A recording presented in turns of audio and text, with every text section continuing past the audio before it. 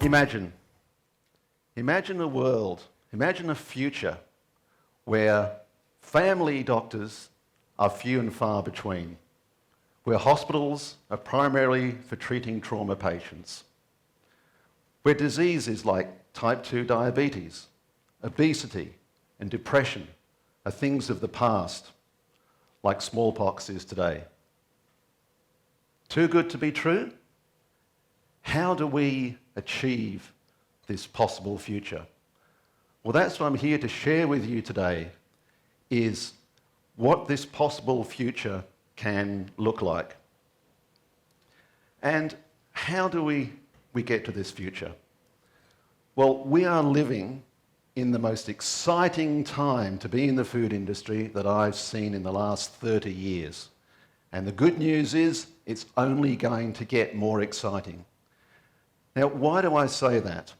Well, I think you only have to look at the technologies that are coming into the food industry. And our presenters yesterday touched on a lot of those things in the areas of genetics, biotechnology, engineering, 3D printing. All of these technologies are coming together in order that we can develop products which a few years ago were almost unimaginable, and they're either on the market now, or if they're not, they soon will be. And just to tell you a bit of a story, I suppose, to illustrate how the almost unimaginable can become a reality, I'll tell you a bit of a story. Well, back in the days of the dinosaurs, well, maybe not quite that far back, but at least back to the day when my haircuts took a lot longer than they currently do, I was working for a company in the city of Sydney, and I decided to go into town to see these new things called personal computers that were coming out. Now, up until then, they'd been available to either large companies or the rich. And I went into a major department store, tucked away in a corner there was something probably maybe half the size of this stage with the personal computers. And I got chatting to the guy who was selling these computers, and he told me that he was actually renting that space from the department store because the department store wasn't going to take any risks. And we got talking, and he looked me in the eye, and he said, shaking his head, he said, "My family and friends think I'm mad. No one is ever going to buy these things," is what they're telling me. And I remember looking him in the eye and saying, one day, these things will be in every house in the country. Now, I should probably have stopped there with 100% futurist success, but I kept on going. And of course, whilst I made a prediction of a possible future where everybody had a personal computer, imagining our smartphones and imagining the technology and imagining what we can do with those was really, to all intents and purposes, unimaginable. So just to demonstrate to you that just because a future isn't something that the majority of people, all this guy's friends and family telling him he was mad, doesn't mean that it can't happen. But the problem is, how do we go about predicting the future? And the thing is, we can't predict the future. Anyone who tells you that they can tell you exactly what the future will be in 5 years, 10 years, 20 years, 30 years is either a liar or they're trying to sell you something. They're trying to make money. But what you can do is you can predict possible futures. You can take the inputs, you can take the things, the trends, the weak signals you see today, and you can then project what a future will look like. And there's a few techniques for doing this, a bit beyond this talk to go into the many detail, but we have scenario planning, very successfully used by Shell in the 70s and 80s to avoid the oil shocks.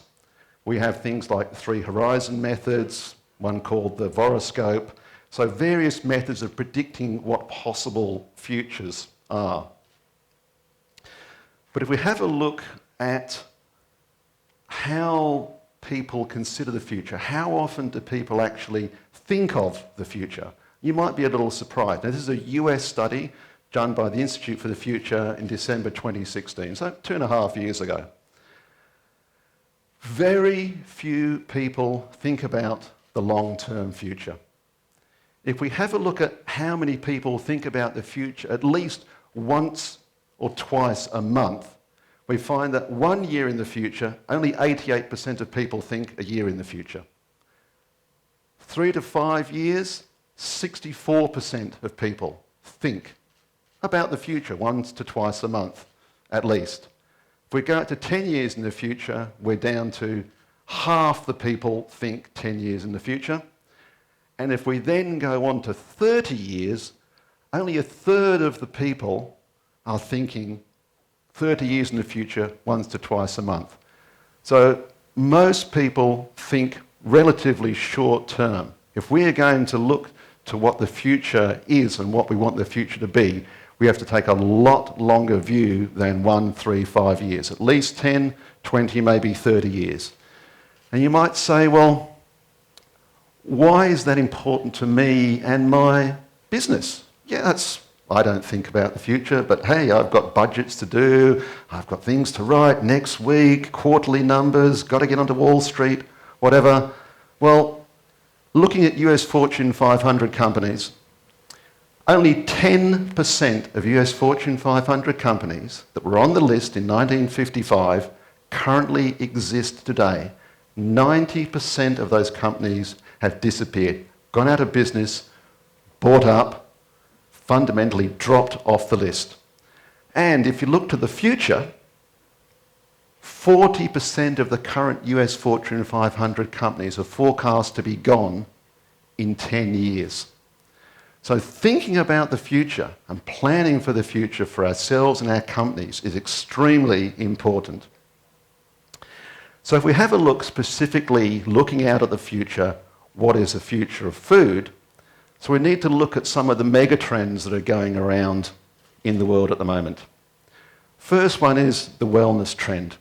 Everywhere you go, you see people want to be healthier, they want to be happier, they want to have a better social life, mental well-being. All of these things are coming out very clearly and very strongly in the public's list of things that they want. Looking at technology, portable and wearable tech.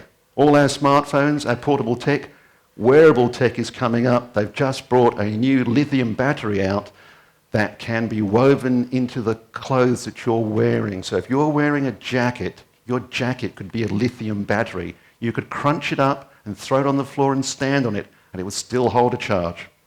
So therefore, the ability to have tech with us at all times is just ever increasing. Connected consumers. We see that connection all the time. We see more and more connection going on with the internet, with our smartphones, facial recognition. We're connected in all sorts of ways, some of which we like, some of which we don't. And then shopping reinvented. We're all seeing online shopping. That's the tip of the iceberg.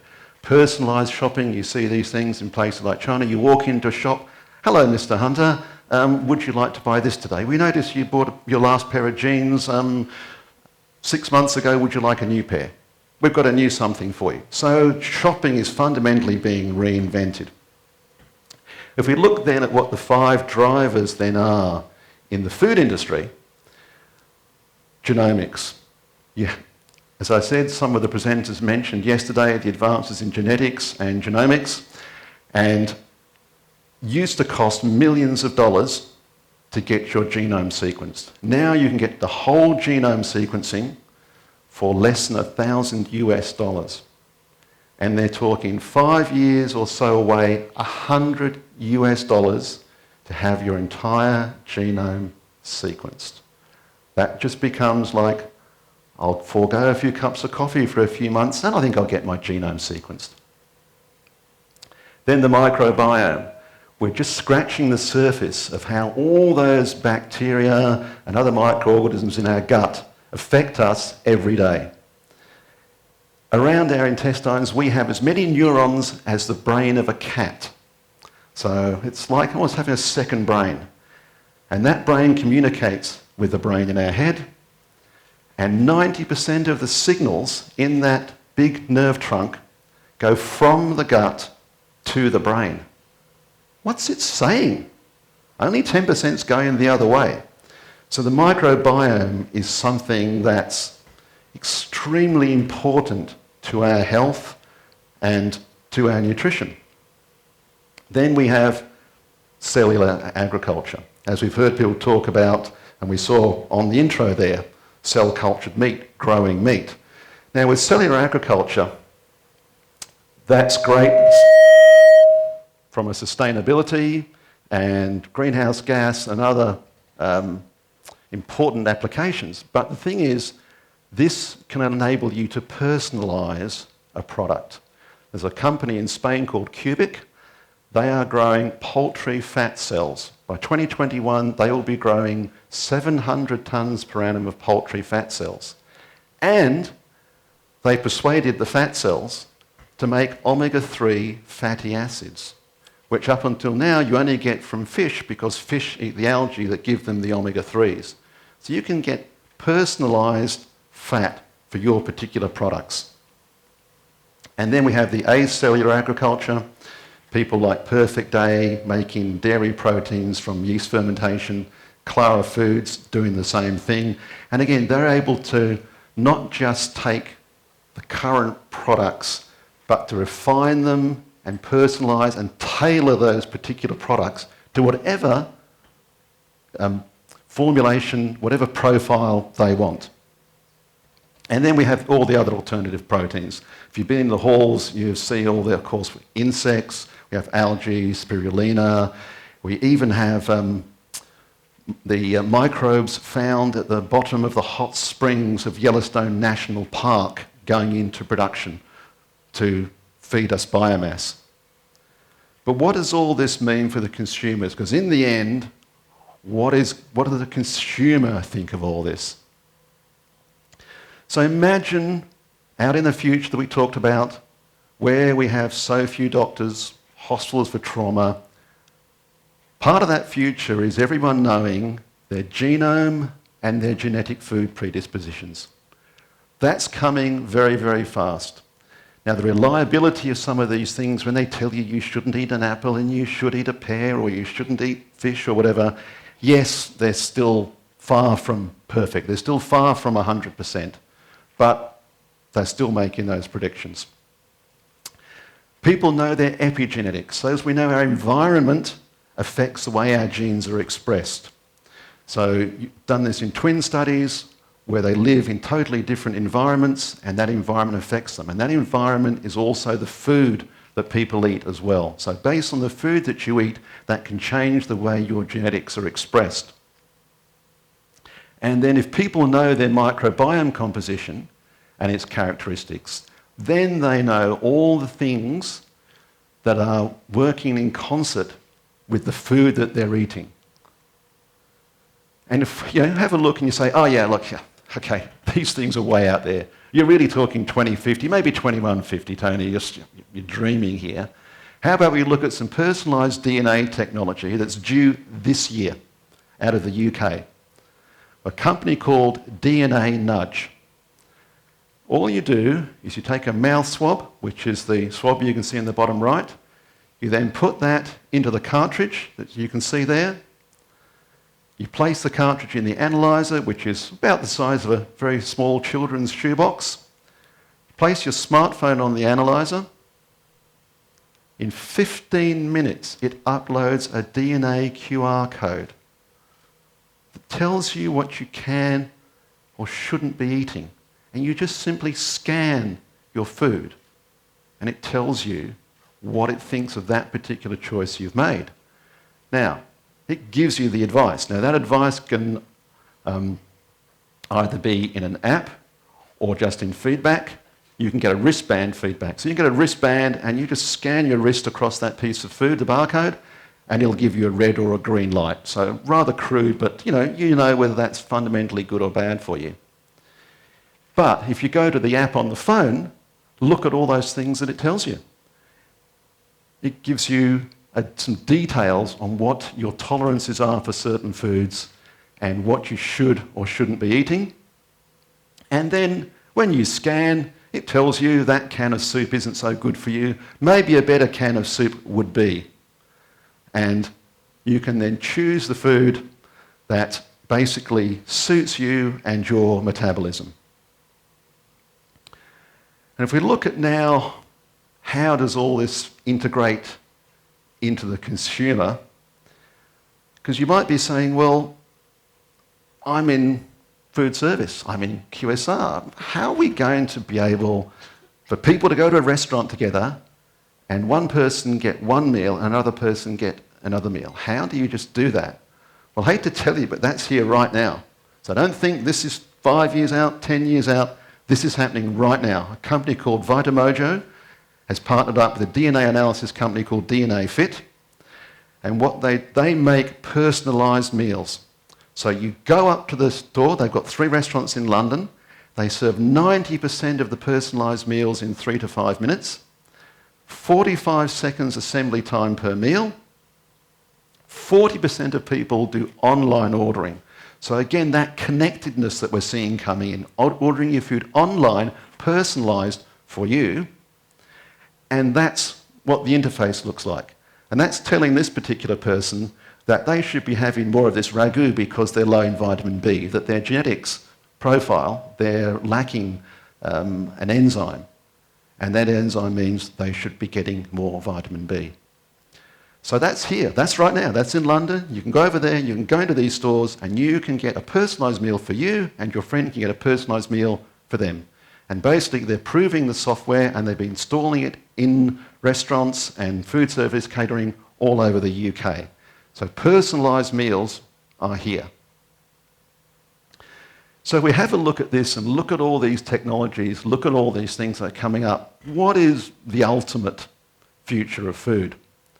Well, basically, we take our knowledge of genomics and genetics and microbiome, these tailored foods that we can already buy and already source, and that gives us our personalised nutrition. So each person can get the food that is best for them, their genetics, and their individual microbiome.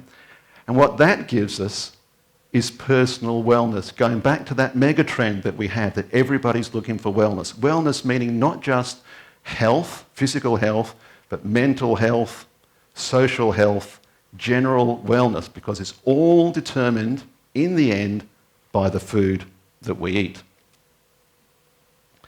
So what we get from all this is that world that I asked you to imagine at the start, where instead of people suffering from type 2 diabetes, obesity, depression, people now have hope, they have health, they have wellness, and this is the best outcome, the best future that we as the food industry can create.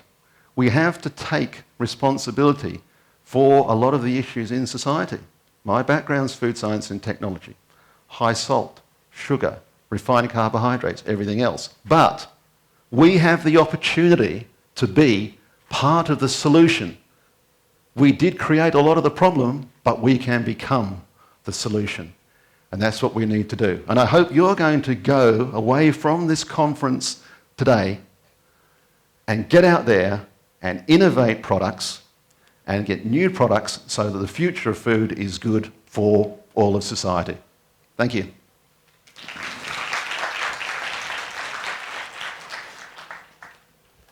Thank you, Tim. Thank you, Tim. Thank you. I guess we have time for one question. Does anyone have any question? Everything was crystal clear. So thank you. Thank you for your inspiring presentation. Thank you. The future, nobody can know what it's going to be, but we must be ready to be as flexible, agile as possible to find the way.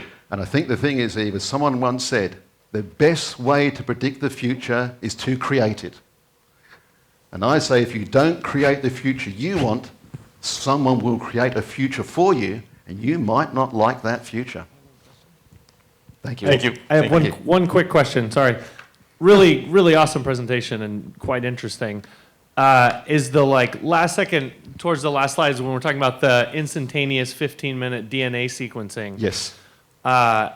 what are your thoughts on like the more sinister doomsday scenario side of it, when we can know which can of soup we have, but also the shopping experience you mentioned earlier. Mm-hmm. Now the greater, main companies have access to everything we've ever eaten, everything we should be eating.